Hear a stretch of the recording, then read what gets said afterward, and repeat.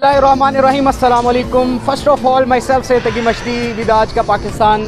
नाज़रीन, आज हम आपकी एक ऐसे शख्स से मुलाकात करवाने जा रहे हैं जो कि बॉक्सिंग में नेशनल चैम्पियनशिप जीत के आए हैं। ना सिर्फ वो बॉक्सिंग में चैम्पियन बन चुके हैं बल्कि वो साथ आर्मी में भी नायक हैं। इनके वालिद साहब जो थे वो होटल में आज भी जो है वो एक चाय वाले का काम करते हैं और उनके बेटे ने जो है इतना बड़ा कारनामा सर अंजाम दिया, नेशनल लेवल पे अपना एक नाम पैदा किया बॉक्सिंग में। आए उनसे आपको मिलवाते हैं।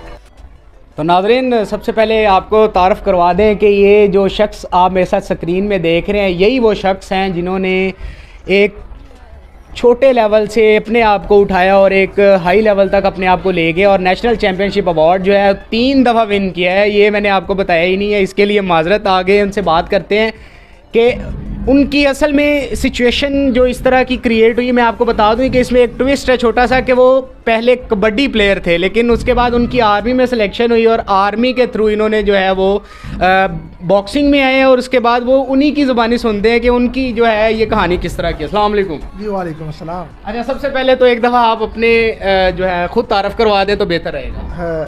जी, मेरा नाम ज़िशान अली है और मेरा ताल्लुक़ हबीबाबाद से है। मुझे बॉक्सिंग खेलते हुए 9 साल हो चुके हैं और इस 9 साल ही मुझे आर्मी में हो गए हैं।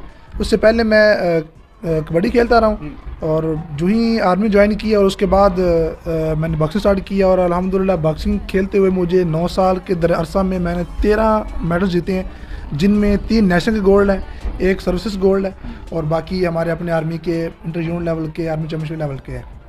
ठीक हो गया।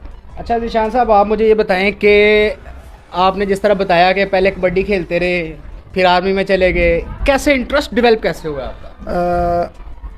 जब मैं इधर से सिलेक्शन हो गया, हमारे उधर अपने सेंटर में रिपोर्ट किया तो हमारे जो कोचेस थे उन्होंने देखा कि ये लड़का है जिसमें सलाहियतें हैं कि ये बॉक्सिंग खेल सकता है, तो उन्होंने मुझे वहाँ से सिलेक्ट किया है उधर। उसके बाद मुझे ट्रेनिंग करवाई उधर सेंटर में। मैं 1.5 साल तकरीबन बॉक्सिंग सीखी है, अभी भी सीख रहे हैं। लेकिन उन सीखने के बाद मैंने पहला टूर्नामेंट 1.5 साल बाद खेला था जिसमें मेरा फर्स्ट ब्रॉन्ज मेडल था और उसके बाद अल्हम्दुलिल्लाह गोल्ड प्लस गोल्ड की चलते आ रहे हैं। बॉक्सिंग तो आपको पता है कि बिल्कुल है ही डिफ़िकल्ट है।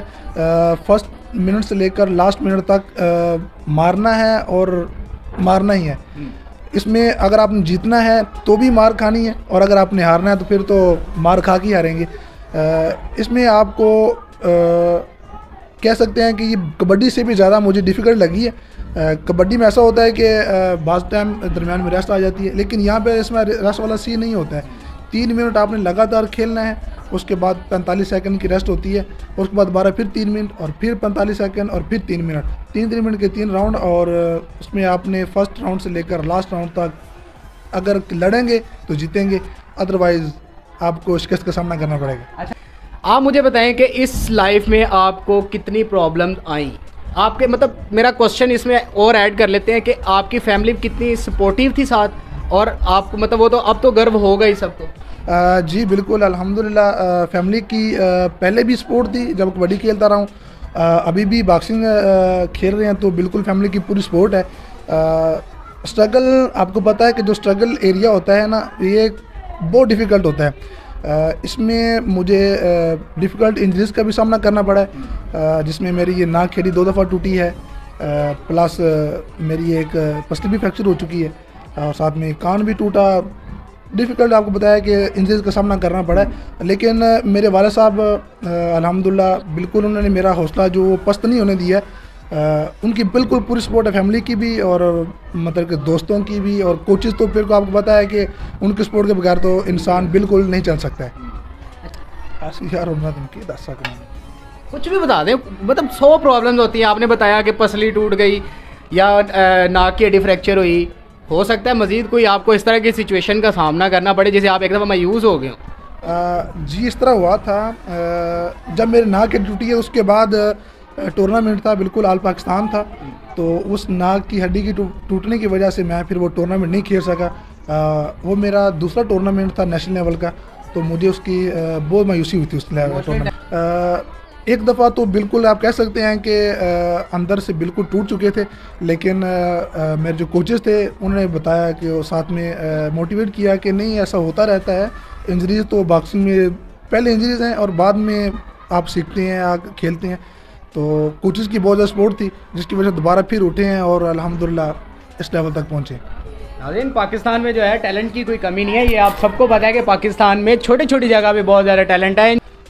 जी बिल्कुल, टैलेंट हर इंसान में होता है, लेकिन उसको उजागर करने के लिए किसी शख्स की ज़रूरत होती है। हर इंसान में टैलेंट है, हर इंसान कर सकता है। हमेशा किसी न किसी एक्टिविटीज़ में रहना चाहिए जो आपकी मेंटली और फिज़िकली जो हेल्थ है उसको बेहतर से बेहतरीन बनाता जाए, और किसी भी ऐसी बुरी लत में नहीं पड़ना चाहिए कि जो आपके कैरियर के ऊपर मनफी असर डाले और आपकी सेहत के ऊपर भी। अच्छा, जो है ज़ीशान साहब, आप मुझे थोड़ा सा हट के बात करते हैं कि आपकी पर्सनल लाइफ पे। आप मुझे बताएं कि नेशनल चैम्पियनशिप जब आप जीत के आए हैं तो उसके बाद आपकी फैमिली का, आपके अहले मोहल्ला का, आपके शहर का आप रुझान आपने देख भी लिया होगा, काफ़ी इज़्ज़त मिल रही है शहर में, क्या फ़ील करते हैं? जी बहुत खुशी होती है। पहले भी घर वालों से, दोस्तों की तरफ से बहुत इज़्ज़त थी, देते हैं पहले भी, और अल्हम्दुलिल्लाह अभी उससे भी ज़्यादा कह सकते हैं कि अभी कहीं जाते हैं तो पहले पूछते हैं कि जी आप वही ज़ीशान हैं कि जो नेशनल चैम्पियन हुए हैं जी। तो फिर वो इस चीज़ की एक खुशी महसूस होती है, गर्व फील होता होगा। जी फ़ख्र तो सिर्फ अल्लाह ताला की ज़ात को ही अच्छा लगता है, फ़ख्र तो नहीं कह सकते, लेकिन खुशी होती है कि जी हमें कुछ बॉक्सिंग के नाम से जानता है।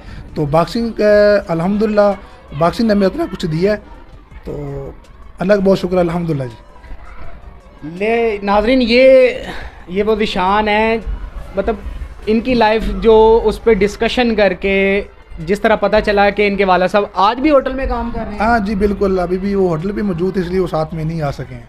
ठीक है, तो इनके वाला साहब होटल में काम करते थे, तो ये वो मिसाल नहीं है कि किसान का बेटा किसान ही बनेगा, ऐसा बिल्कुल भी नहीं है। पाकिस्तान में बहुत ज़्यादा टैलेंट है, इसको ऊपर लेके जाने की ज़रूरत है, और अप्रिशिएट टू गवर्नमेंट के इस तरह के प्लेटफॉर्म्स देती है ताकि जो है पाकिस्तान के टैलेंट ऊपर जाए। लेकिन दूसरे लेवल पे, फाइनेंशियल लेवल पे गवर्नमेंट को चाहिए कि इस तरह के प्लेयर्स को सपोर्ट किया जाए। इसके साथ साथ हम एक नए प्रोग्राम में लेंगे, अल्लाह निगहबान, लेकिन आना नहीं है, लाइक कमेंट और सब्सक्राइब लाजमी करें। Thank you.